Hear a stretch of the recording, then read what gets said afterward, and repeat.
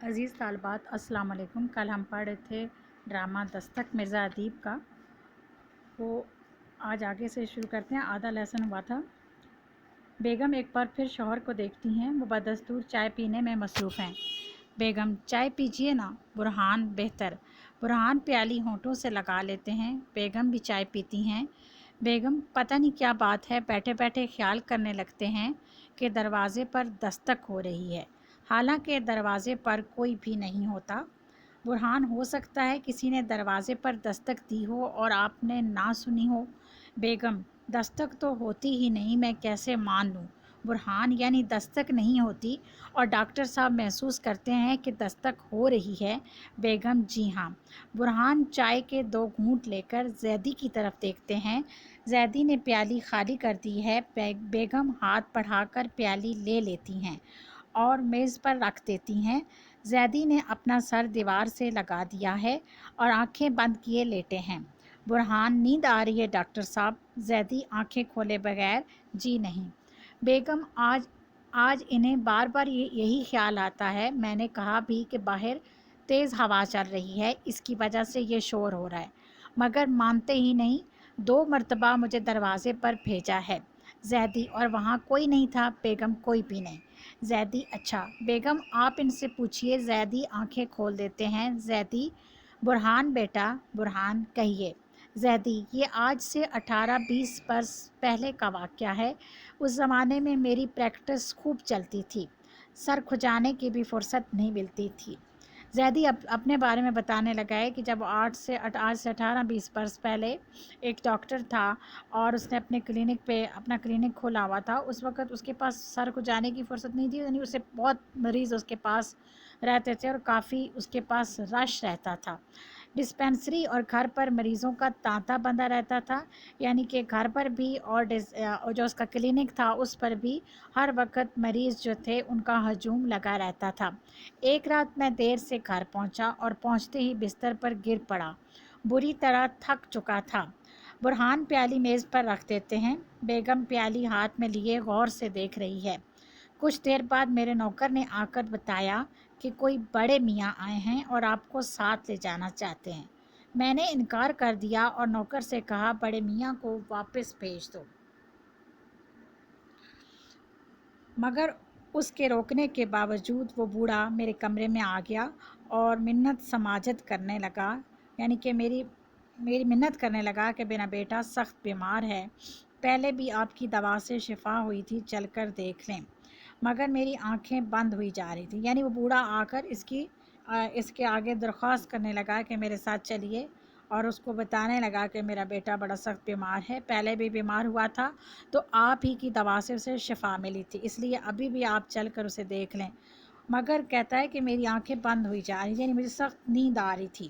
زیدی 2-3 لمحوں کے لیے خاموش رہتے ہیں، پھر کہنے لگتے ہیں گرم بستر چھوڑنا مشکل محسوس ہو رہا تھا۔ سخت سردیاں تھیں اور ایسے عالم میں بستر چھوڑنا جو تھا وہ زیدی کو بڑا مشکل محسوس ہو رہا تھا۔ میں نے سختی سے انکار کر دیا، یعنی وہ کہنے لگا کہ میں نے اس کو ڈانٹ ڈپٹ کر انکار کر دیا اس کے ساتھ جانے سے۔ وہ بولتا رہا، وہ بار بار منتیں کرتا رہا اور درخواست کرتا رہا، اور جب نوکر نے اسے زبردستی باہر نکال دیا تو دروازے پر دستک دینے لگا۔ نوکر نے کیا کیا، اسے دھکے مار کر گھر سے باہر نکال دیا۔ اب وہ گھر کے مین گیٹ پہ کھڑا بار بار اس مین گیٹ کو کھٹکھٹاتا رہا اور دستک دیتا رہا، نہ جانے کب تک دستک دیتا رہا، یعنی وہ اس طرح کھٹکھٹاتا رہا اور میں آرام سے سو گیا، مجھے نہیں معلوم کہ وہ کب تک جو ہے وہ دستک دیتا رہا۔ زیدی پھر خاموش ہو جاتے ہیں۔ بیگم کی نگاہیں اپنے شوہر پر جمی ہیں اور برہان میز سے دوائی کی ایک شیشی اٹھا کر اسے دیکھ رہے ہیں۔ صبح اٹھا تو طبیعت پر بڑا بوجھ تھا، یعنی کہ مجھے رات والی حرکت پر اپنی شرمندگی محسوس ہو رہی تھی۔ افسوس کر رہا تھا کہ میں نے بوڑھے کو کیوں مایوس کیا۔ برہان اس وقت آپ کا ضمیر بیدار ہو گیا تھا، یعنی اس وقت آپ کا ضمیر جو تھا وہ آپ کو کچوکے لگا رہا تھا کہ آپ نے اپنے آرام کو ترجیح دی اور دوسرے کی پریشانی کو نہ دیکھا۔ زیدی بس یہی بات تھی، میں نے اس بوڑھے کو ڈھونڈنے کی کوشش بھی کی مگر کہیں پتہ نہ چلا، نہ جانے وہ کون تھا۔ کہتا ہے بعد میں نے پریشان ہو کر اس بوڑھے کو ڈھونڈنے کی بھی کوشش کی، لیکن وہ بوڑھا جو ہے مجھے کہیں دکھائی نہ دیا۔ बुरहान वो बूढ़ा तो चला गया, मगर अब कभी कभी आपका ज़मीर दरवाज़े पर दस्तक देता रहता है। डॉक्टर कहता है कि आप वो बूढ़ा तो चला गया, लेकिन अब कभी कभी आपका ज़मीर जो है वो आपको झंझोड़ता रहता है। बुरहान बोतल मेज़ पर रख देता है। ये दवा आज ख़त्म हो जानी चाहिए थी। ज़ैदी खामोश रहते हैं। बुरहान बरसाती उठाकर पहन लेते हैं और बैग उठाकर ज़ैदी की तरफ देखते हैं। ज़ैदी कहो बेटा। बुरहान, इस वाक़े में एक बात का इजाफ़ा कर लीजिए, यानी जो वाक़या आपने मुझे अभी सुनाया अपने माजी के बारे में, उसमें कहता है एक चीज़ और का इजाफ़ा कर लें कि मैं उन्हीं बड़े मियाँ का पोता हूँ जिसका बेटा उस रात एड़ियाँ रगड़ रगड़ कर मर रहा था।